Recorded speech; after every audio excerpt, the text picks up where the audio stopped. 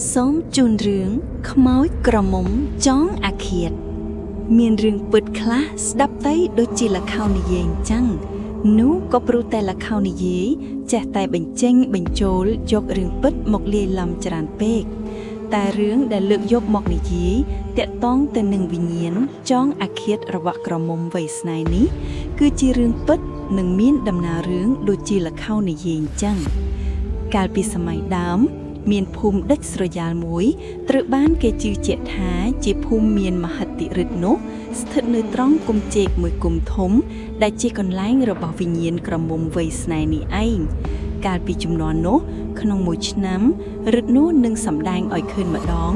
និងបើមិនផ្ដាច់ជីវិតបុរសទេក៏បន្លាចឲ្យបះរោមលេងដែររហូតមកដល់សពថ្ងៃនេះទោះបីជាគុម្ពចេកមិនសូវសម្ដែងឫទ្ធិឲ្យឃើញញឹកក៏ដោយប៉ុន្តែអ្នកដែលរស់នៅម្ដុំនោះនៅតែគោរពកោតក្រែងដដែលគេនៅតែធ្វើការសានព្រាននិងរក្សាគុម្ពចេកនោះទុកមិនហ៊ានកាប់ឬធ្វើឲ្យមានការប៉ះពាល់ឡើយវិញ្ញាណក្រមុំវ័យស្នេហ៍នៅគុម្ពចេកនោះមានរឿងនិយាយគ្នាជាបន្តបន្ទាប់មកថានៅត្រង់នោះគឺជាកន្លែងណាត់ជួបរបស់កំឡោះក្រមុំមួយគូបុរសឈ្មោះនាយអសុមាននិងក្រមុំនោះឈ្មោះនាងហ្វាទីម៉ានាងហ្វាទីម៉ាស្អាតផុតស្រីក្នុងភូមិមានកូនអ្នកមានឬកូនប្រធានភូមិមេក្រុមជាច្រើនស្រឡាញ់នាងប៉ុន្តែនាងហ្វាទីម៉ាគ្មានចិត្តស្រឡាញ់វិញទាល់តែសោះនាងបែរជាចាប់អារម្មណ៍ទៅកំឡោះត្រេកចោលម្នាក់ដែលមកស៊ីឈ្នួលធ្វើស្រែឲ្យម្ចាស់ស្រែនៅជិតខាងនាងទៅវិញកំឡោះនោះឈ្មោះនាយអសុមានគេមានទីលំនៅឬញាតិមិត្តឪពុកម្ដាយនៅទីណាក៏មិនដឹងដែរដឹងត្រឹមតែថាគេជាកំឡោះដែលឧស្សាហ៍ព្យាយាមធ្វើការងារគ្រប់បែបយ៉ាងគេមានរូបរាងសង្ហានិងមានរាងកាយមាំមួនព្រមទាំងចេះស្គាល់ខ្ពស់ស្គាល់ទាបទៀតខំនាងហ្វាទីម៉ាក៏បានទៅពិធីបុណ្យនោះជាមួយឪពុកម្ដាយរបស់នាងដែរអាចមកពីបុព្វេសន្និវាសដែលធ្វើឲ្យនាងហ្វាទីម៉ាចាប់អារម្មណ៍លើនាយអសុមានដែលជាកូនឈ្នួលគ្មានពេលទំនេរឬមានពេលខ្លះឬនាយអសុមានមិនបានសម្ដែងអាការៈខឹងឬមានប្រតិកម្មណាមួយប្រឆាំងតបតទៅម្ចាស់វិញដែរនាយនៅតែញញឹមទទួលពាក្យជេរស្ដីពីម្ចាស់ឬសុំទោសម្ចាស់ថែមទៀតទោះជាខ្លួនខុសក៏ដោយមិនខុសក៏ដោយរឹតតែជាទីពេញចិត្តដល់នាងហ្វាទីម៉ាបំផុតនោះគឺនៅពេលពិធីបុណ្យនោះឯងមានក្របីឡើងកមួយក្បាលបោចូលមកចំពីមុខផ្ទះ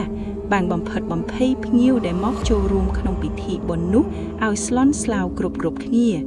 ស៊ូបីតែកំឡោះជាច្រើននេះដែលកំពុងឈរជជែកចែកចងនាងហ្វាទីម៉ាក៏នាំគ្នារត់អស់នៅពេលដែលឃើញក្របីឡើងកបោស្លេវចូលមកនាងហ្វាទីម៉ាភ័យស្លន់ស្លោមុខស្លេកស្លាំងឈររឹងខ្លួនជៀនជើងរត់មិនរួចចេញនៅពេលដែលក្របីនោះកំពុងបោសម្ដៅចូលមកយ៉ាងសាហាវមួយពព្រិចភ្ងាញប៉ុណ្ណោះនាយអសុមានក៏រត់ចូលទៅព្រមជាមួយនឹងដំបងមួយផងបានឈរស្កាត់ក្របីឈួតនោះមុននឹងវាមកដល់ខ្លួននាងហ្វាទីម៉ា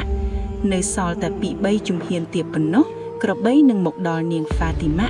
តែត្រូវនាយអសុមានមកទាន់ក៏វាក់មួយដំបងកាក់ដៃនោះត្រូវចំក្របីរហូតដល់ដំបងនោះបាក់ផងក្របីសាហាវនោះស្រែកលាន់ដូចជាគេយកកាំបិតមកចាក់ក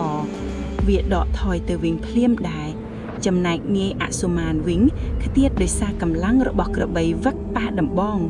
ភ្លាមនោះម្ចាស់ផ្ទះក៏កេណ្ឌមនុស្សឲ្យមកទប់នឹងក្របីសាហាវនោះដោយប្រើកាំភ្លើងបាញ់សម្លាប់វានៅនឹងកន្លែងឪពុកម្ដាយរបស់នាងហ្វាទីម៉ាប្រញាប់រត់ចូលមកជួយកូនស្រីដែលត្រូវខ្យល់គូដួយជ្រុកនៅទីនោះចំណែកនាយអសុមានវិញក៏ត្រូវថ្លោះដៃម្ខាងគេអាចក្រោកឡើងបានប៉ុន្តែត្រូវព្យាបាលដៃម្ខាងនោះអស់ច្រាំងថ្ងៃនោះគឺជាចំណុចចាប់ផ្ដើមដែលធ្វើឲ្យនាងហ្វាទីម៉ាមានអារម្មណ៍ថានាងបានសាងស្នេហ៍លើនាយអសុមានហើយព្រោះតែភាពជាកូនប្រុសពេញតួរបស់គេចំណែកនាយអសុមានវិញនៅតែមិនទាន់ហ៊ានសម្ដែងចេញមកថាបេះដូងរបស់នាយក៏ពេញចិត្តនាងហ្វាទីម៉ាសម្បើមនោះដែរដោយសារតែនាយគិតថាខ្លួននាយក៏ជាមនុស្សម្នាក់រឿងអីដែលត្រូវឲ្យឪពុកម្ដាយរបស់នាងហ្វាទីម៉ាបញ្ជាស្រេចតែនឹងចិត្តនោះ ម្យ៉ាងទៀតនាយកំពុងតែពេញចិត្តពេញថ្លើមនឹងការងាររបស់ខ្លួនផងដូច្នេះខ្លួនបានសម្រេចចិត្តមិនព្រមដេញនាយអសុមានចោលឡើយចំណែកនាយបានប្រើប្រាស់ពីរសជាតិស្នេហ៍ដ៏ផ្អែមល្ហើមពីក្រមុំហ្វាទីម៉ាដែលជាទេពធីតាដួងចិត្តកំពូលស្នេហ៍គូអោលអាសូរពេលព្រលឹកម្ដងគេតែងទៅរង់ចាំស្រីស្នេហ៍នៅក្រោមដើមឈើធំក្បែរមាត់ផ្លូវនោះជានិច្ចគេព្យាយាមរង់ចាំនាងរយយប់មិនដែលខានប៉ុន្តែនាយត្រូវខកបំណងរហូតព្រោះស្រីស្នេហ៍ត្រូវបង្ខាំងទុកគ្មានថ្ងៃលេចលែងឡើយយប់មួយនៅពេលដែលនាយអសុមានកំពុងតែអង្គុយបណ្ដែតអារម្មណ៍គិតដល់ក្រមុំហ្វាទីម៉ាឯងស្រាប់តែនាយភ្ញាក់ផ្អើលយ៉ាងចម្លែកនៅពេលដែលសុកស្រាប់តែឃើញគូស្នេហ៍កំពូលដួងចិត្តលេចមុខមកព្រមទាំងត្បូលខ្លួនចូលមកក្នុងរង្វង់ដៃរបស់គេនាងបារីយ៉ាយប្រាប់គូស្នេហ៍កំសត់ថារូបនាងត្រូវឪពុកម្ដាយបង្ខាំងឲ្យចេញទៅណាឡើយថ្ងៃនេះនាងគេចចេញពីកន្លែងឃុំឃាំងបានដោយសារតោងបង្អាងលោតចុះពីលើផ្ទះប្រសិនបើមិនបានជួបបងនៅទីនេះទេអូននឹងរងចាំមិនព្រមត្រឡប់ទៅផ្ទះវិញជាដាច់ខាតនាងបញ្ជាក់ការពិតចំពោះស្នេហានៅពេលដែលពួកគេទាំងពីរនាក់កំពុងតែផ្ដោះផ្ដង់សេចក្តីស្នេហាដោយគ្នានៅទីនោះស្រាប់តែឪពុករបស់នាងហ្វាទីម៉ាជាមួយនឹងកូនស្រីនិងកូនប្រុសពីរ3នាក់ទៀតបានតាមមកឃើញហេតុការណ៍ដ៏ធ្ងន់ធ្ងរគិតស្មានដណ្ដល់នោះក៏កើតឡើងនៅពេលនោះដែរឪពុករបស់នាងហ្វាទីម៉ាកន្ត្រាក់កូនស្រីចេញពីរង្វង់ដៃរបស់នាយអសុមានរួចហើយក៏បង្កាប់ឲ្យកូនប្អូនចៅរោមកាប់នាយអសុមានស្លាប់នៅចំពោះមុខភ្លាមមួយរំពេកនាងហ្វាទីម៉ាត្រដរដួលស្រែកធឿហួយយំស្រវាចូលទៅអបស័ព្ទសង្សារដ៏សែនស្រឡាញ់ស្មើជីវិតនាងយំទួយសោកសង្រេងស្ទើរដាច់ខ្យល់ស្លាប់តាមកំពូលស្នេហ៍ភ្លាមមួយរំពេកព្រោះតែខ្លាចមានរឿងឪពុករបស់នាងហ្វាទីម៉ាបញ្ជាឲ្យកូនចាត់ការជារណ្ដាយកប់សពនាយអសុមាននិងកូនស្រីរបស់ខ្លួននៅពេលនោះតែម្ដងព្រមទាំងបញ្ជាឲ្យលាក់ដំណឹងនេះឲ្យស្ងាត់បើមានអ្នកណាសួរដល់រឿងនាងហ្វាទីម៉ាឲ្យប្រាប់ថារត់តាមនាយអសុមានបាត់ហារីក្រោយពីនោះមកការរីកចម្រើនរបស់ប្រទេសជាតិបានប្រែក្លាយតំបន់នោះបន្តិចម្ដងទីកន្លែងដែលវិញ្ញាណចងអាឃាតរបស់នាយអសុមាននិងនាងហ្វាទីម៉ានោះក៏ត្រូវបានគេលក់ពីម្ចាស់មួយទៅម្ចាស់មួយទៀតដើមឈើធំនៅក្បែរនោះក៏ត្រូវគេកាប់រំលំយកទៅសង់ផ្ទះសម្បែងអស់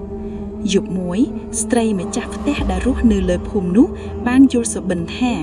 បើញាក់កាប់ដើមឈើនេះទៅហើយសូមញាក់ដើមចេកជំនួសគល់ឈើនោះមួយគុំវិញហើយញាក់ត្រូវការពារត្រង់នោះកុំឲ្យអ្នកណាចូលទៅរំខានជាដាច់ខាតកុំឲ្យកាប់ដើមចេកនោះចោលតែបើវាមានផលអាចកាត់យកទៅតាមសេចក្តីតែប៉ុណ្ណោះយើងត្រូវការរស់នៅជាមួយគ្នាយ៉ាងមានសេចក្តីសុខនិងសូមកុំឲ្យអ្នកណាមកប្រឆាំងឬរំខានយើងទៀតស្ត្រីដែលយល់សុបិននោះមានការភ័យភ័យណាស់ក៏ចាត់ចែងដាំដើមចេកឡើងតាមការយល់សុបិន